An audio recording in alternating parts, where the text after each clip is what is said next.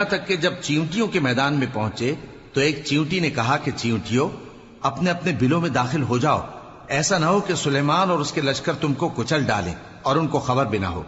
تو وہ اس کی بات سے ہنس پڑے اور کہنے لگے کہ اے پروردگار، مجھے توفیق عنایت کر کہ جو احسان تو نے مجھ پر اور میرے ماں باپ پر کیے ہیں ان کا شکر کروں اور ایسے نیک کام کروں کہ تو ان سے خوش ہو جائے اور مجھے اپنی رحمت سے اپنے نیک بندوں میں داخل فرما۔ اور جب انہوں نے پرندوں کا جائزہ لیا تو کہنے لگے کیا سبب ہے مجھے ہدہد نظر نہیں آتا، کیا کہیں غائب ہو گیا ہے؟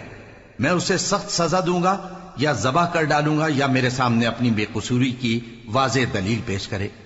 ابھی تھوڑی دیر ہوئی تھی کہ ہدہد آ موجود ہوا اور کہنے لگا کہ مجھے ایک ایسی چیز معلوم ہوئی ہے جس کی آپ کو خبر نہیں، اور میں آپ کے پاس ملک سبا سے ایک یقینی خبر لے کر آیا ہوں۔ میں نے ایک عورت دیکھی کہ ان لوگوں پر حکومت کرتی ہے اور ہر چیز اسے میسر ہے، اور اس کا ایک شاندار تخت ہے۔ میں نے دیکھا کہ وہ اور اس کی قوم اللہ کو چھوڑ کر آفتاب کو سجدہ کرتے ہیں، اور شیطان نے ان کے اعمال انہیں آراستہ کر دکھائے ہیں اور ان کو رستے سے روک رکھا ہے، پس وہ رستے پر نہیں آتے اور نہیں سمجھتے ہیں کہ اللہ کو جو آسمانوں اور زمین میں چھپی چیزوں کو ظاہر کر دیتا اور تمہارے پوشیدہ اور ظاہر اعمال کو جانتا ہے، کیوں سجدہ نہ کریں؟ اللہ کے سوا کوئی عبادت کے لائق نہیں، وہی عرش عظیم کا مالک ہے۔ سلیمان نے کہا اچھا، ہم دیکھیں گے تو نے سچ کہا ہے یا تو جھوٹا ہے۔ یہ میرا خط لے جا اور اسے ان کی طرف ڈال دے، پھر ان کے پاس سے ہٹ جانا اور دیکھنا کہ وہ کیا جواب دیتی ہیں۔ ملکہ نے کہا کہ دربار والو، مجھ تک ایک نامہ گرامی پہنچایا گیا ہے، وہ سلیمان کی طرف سے ہے، اور مضمون یہ ہے کہ شروع اللہ کا نام لے کر جو بڑا مہربان نہایت رحم والا ہے، بعد اس کے یہ کہ مجھ سے سرکشی نہ کرو اور مطیع و فرما بردار ہو کر میرے پاس چلے آؤ۔ خط سنا کر کہنے لگی کہ اے اہل دربار، میرے اس معاملے میں مجھے مشورہ دو، جب تک کہ تم حاضر نہ ہو اور صلاح نہ دو میں کسی کام کا فیصلہ نہیں کیا کرتی۔ وہ بولے کہ ہم بڑے زوراور اور سخت جنگجو ہیں، اور حکم آپ کے اختیار میں ہے، تو جو حکم دیجیے گا اس کے انجام پر نظر کر لیجیے گا۔ اس نے کہا کہ بادشاہ جب کسی شہر میں داخل ہوتے ہیں تو اس کو تباہ کر دیتے ہیں اور وہاں کے عزت والوں کو ذلیل کر دیا کرتے ہیں، اور اسی طرح یہ بھی کریں گے۔ اور میں ان کی طرف کچھ تحفہ بھیجتی ہوں اور دیکھتی ہوں کہ قاصد کیا جواب لاتے ہیں۔ پس جب قاصد سلیمان کے پاس پہنچا تو سلیمان نے کہا کیا تم مجھے مال سے مدد دینا چاہتے ہو؟ سو جو کچھ اللہ نے مجھے عطا فرمایا ہے وہ اس سے کہیں بہتر ہے جو تمہیں دیا ہے۔ حقیقت یہ ہے کہ اپنے تحفے سے تم ہی خوش ہوتے ہوگے۔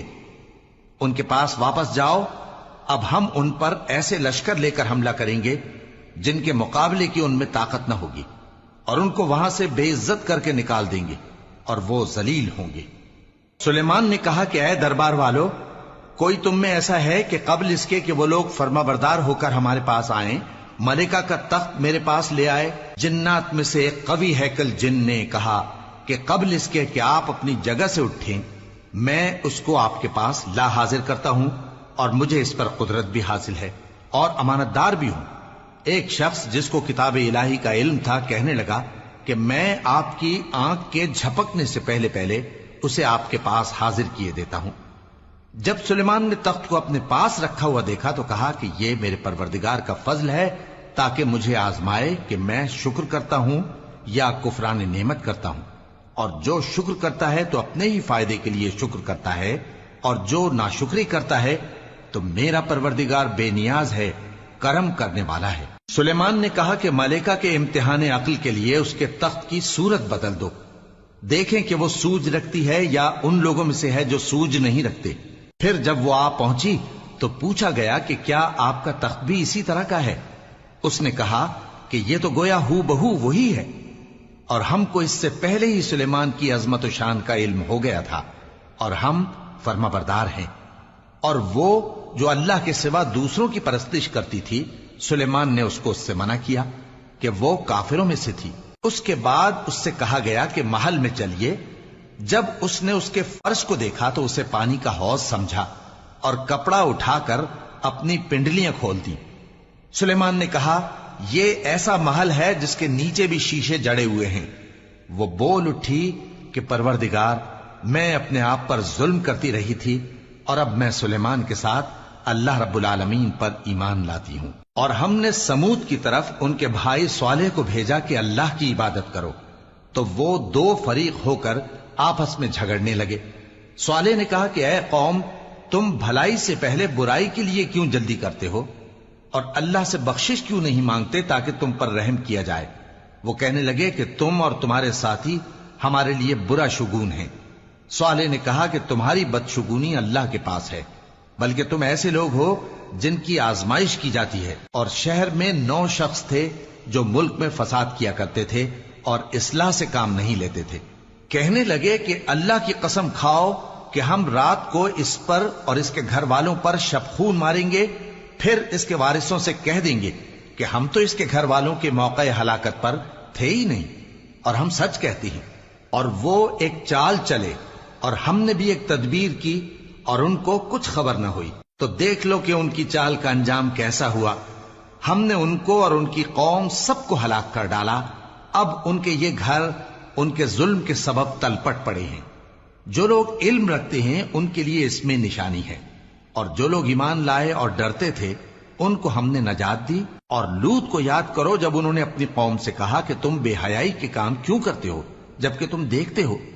کیا تم عورتوں کو چھوڑ کر لذت حاصل کرنے کے لیے مردوں کی طرف مائل ہوتے ہو؟ حقیقت یہ ہے کہ تم احمق لوگ ہو۔ تو ان کی قوم کے لوگ بولے تو یہ بولے، اور اس کے سوا ان کا کچھ جواب نہ تھا کہ لوط کے گھر والوں کو اپنے شہر سے نکال دو، یہ لوگ پاک بننا چاہتے ہیں۔ تو ہم نے ان کو اور ان کے گھر والوں کو نجات دی، مگر ان کی بیوی کہ اس کی نسبت ہم نے مقرر کر رکھا تھا کہ وہ پیچھے رہنے والوں میں ہوگی۔ اور ہم نے ان پر مے برسایا، سو جو مے ان لوگوں پر برسا جن کو متنبع کر دیا گیا تھا برا تھا۔ کہہ دو کہ سب تعریف اللہ ہی کے لیے ہے، اور اس کے ان بندوں پر سلام ہے جس کو اس نے منتخب فرمایا۔ بھلا اللہ بہتر ہے یا وہ جن کو یہ اس کا شریک بناتے ہیں؟